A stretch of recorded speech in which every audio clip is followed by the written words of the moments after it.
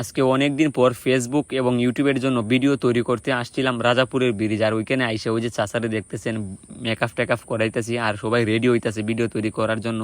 আর ওই ব্রিজে আইসা অনেকটা শরম লাগতেছে। শরমটা হইলো আমরা যখন মেকআপ টেকআপ করতেছি তখন ব্রিজের উপর থেকে অনেক মানুষ আমাদেরকে দেখতেছে। আপনারা তো একটা জিনিস ভালো করে জানেন, যারা ফেসবুকে কন্টেন্ট তৈরি করে, ইউটিউবে কন্টেন্ট তৈরি করে, তাদের যদি শরম লজ্জা থাকে তাহলে তারা ফেসবুক প্ল্যাটফর্মে কোনোদিন কাজ করতে পারতো না। আর ওইটা আমাদের থেকে আরো আগেই চলে গেছে। আর বিশেষ করে ফেসবুক এবং ইউটিউবের জন্য ভিডিও তেমন একটা ঘন ঘন শুট নিতে পারতেছি না, কারণ আমরা তো গ্রাম অঞ্চলের পোলাপান। আমরা কাজ কাম আছে, সবকিছু কাজ কাম ঠিক রেখে তারপর আমরা ফেসবুক এবং ইউটিউবের জন্য কন্টেন্ট তৈরি করি। তবে আপনাদের কাছে ছোট একটা রিকোয়েস্ট, আমাদেরকে ছোট ভাই হিসেবে আমাদেরকে ভালোবাসা দিয়ে পাশে রাখেন।